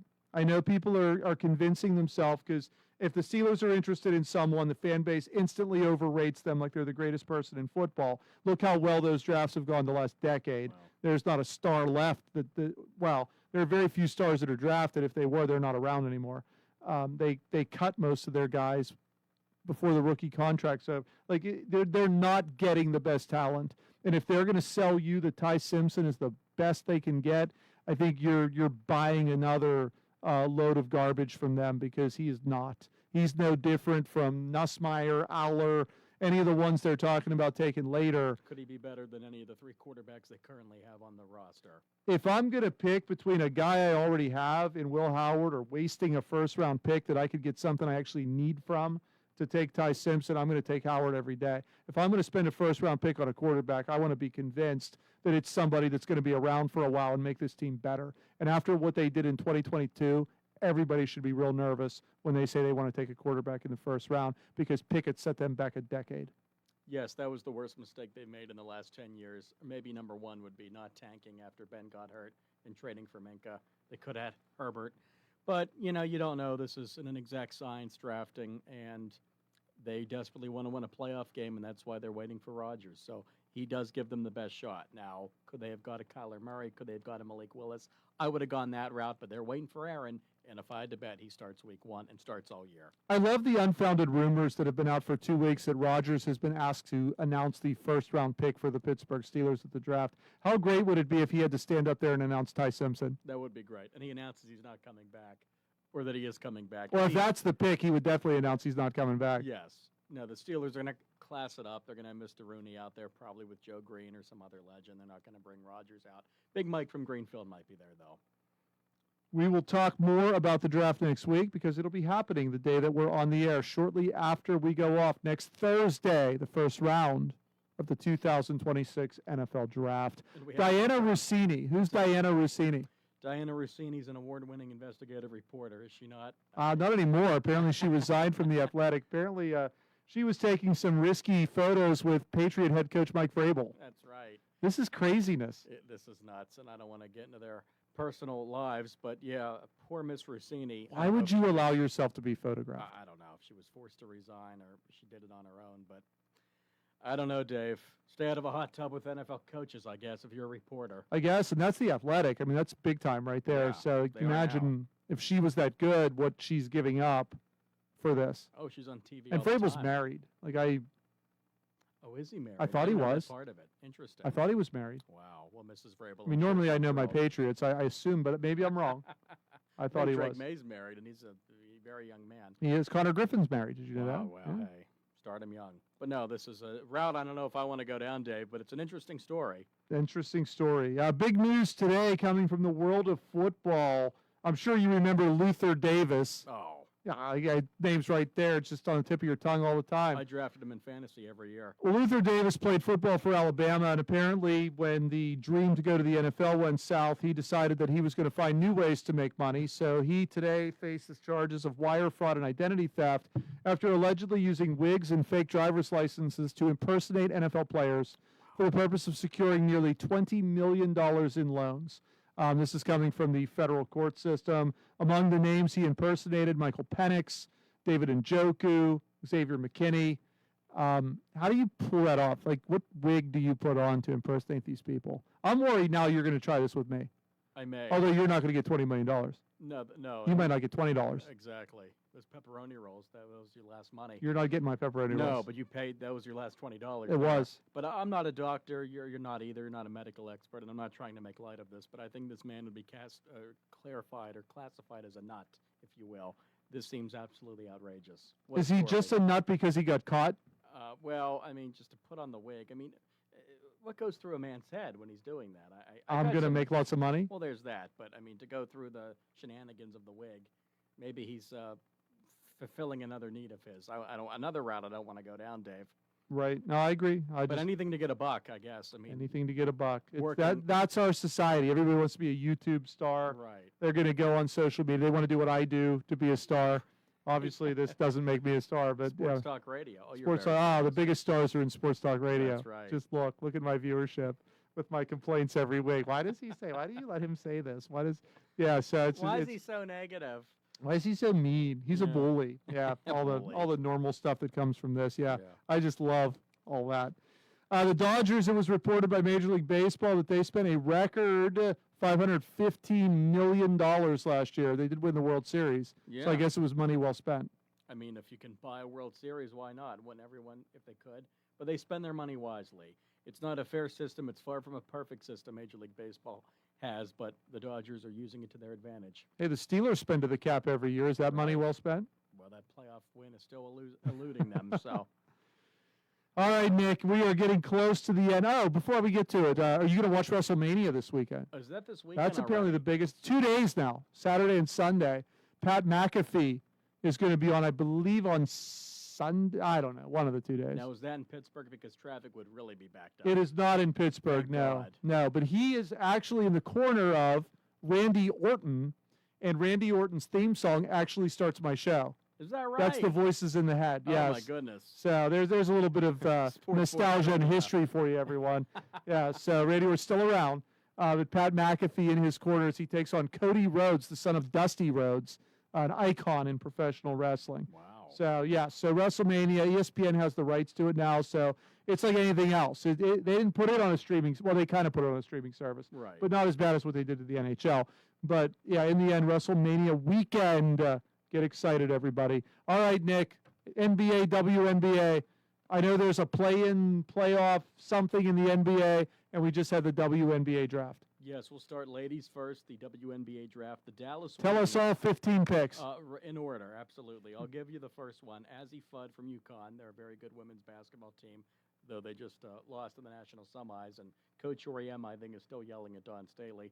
But the expansion Dallas Wings have selected Azzy Fudd. Olivia Miles went second, and Alwa Pham went third to Seattle. We'll give you the top three. If you want more Well, information. the UCLA girl with Lauren Betts was, Yeah, 4? Lauren Betts was 4. And then Jaquez was 5? Absolutely, and I'm doing this all by memory. I'm not reading it at all. Neither Yes. are you. No, I don't even have anything in front of me. I'm just guessing. And Asia Wilson signed a big extension with her team. She's a very good star in the league. Not Caitlin level, but very good. Now, are the Lakers playing in this play-in, or are they because they have Bronny, so they should probably be good enough to be in the playoffs? They're in the first round. No play-in needed for the Lakers. They're playing the Rockets. It's KD against LeBron. I understand those are two legends of basketball. Now, what's the play? Are these like the 11 seeds that are playing in? Basically, yeah, the Clippers last night beat Golden State, so goodbye, Steph. They're eliminated. And there was a great Heat-Hornets game, which I don't think I've ever said that, a great Heat-Hornets game. LaMelo Ball tripped Bam Adebayo, and this was Oh, we know him. He scored a Bam bunch of scored points. A lot. He scored 83 past Kobe, our good friend, the late, great Ah, Kobe Bryant. Kobe is so good. Wilt's still number one with the triple digits. So, yeah, the NBA's been fun. The playoffs are getting started, and I think by about Game 5 of the finals is when you'll start watching. So you have another month and a half to get ready, I think. Yeah, do we have any idea who's going to be there? Well, the Thunder are the favorite to repeat. Okay. The Spurs are very good, but they're very young. They're led by a man named Wemby. He's like a Wemby. redwood. He's like 9 feet tall. You got to see this kid. And he actually plays something in the NBA they don't play a lot. It's called defense. Oh, well, that makes me want to watch right away. All right, I will. You're old school. You like defense. I do. I like the old, like 1980s NBA. So When finals games are like 58 to 54. yeah, but you actually felt connected. Like it mattered. Like you had Magic and you had Bird and Jordan, Bird was and Jordan was my all-time favorite. So yeah, I mean, I want it to matter again. I don't want to just see 300 points scored because nobody plays defense and lets them basically walk right past them. Which, Right. by the way, we don't call that either anymore. No. So no, It's I will fun. I will find and watch San Antonio. He'll be busy with hockey and baseball, but turn on the NBA. And WrestleMania, we'll see. WrestleMania yes. will be number I'm one. super excited. It's the number one story on ESPN. Well, Pat McAfee's there. Well, yeah. That is all the time we have for this week's edition of The Sports Voice. Thank you, everyone, for listening. We'll be back next Thursday for our draft special for 15 to 6. In a busy household, everybody's online at once. Kids streaming, someone working from home, the whole house going full speed. Armstrong Fiber keeps up. Multiple users, multiple screens, zero slowdowns. This isn't a network built somewhere else and handed off. We engineer it, we install it, and we maintain it right here in our community. Because you're not a ticket number to us. You're a neighbor. Proudly local, fiber-powered. Armstrong, keeping you connected. Visit armstrongfiber.com. WMBS Uniontown. This is CBS News on the Hour, sponsored by D.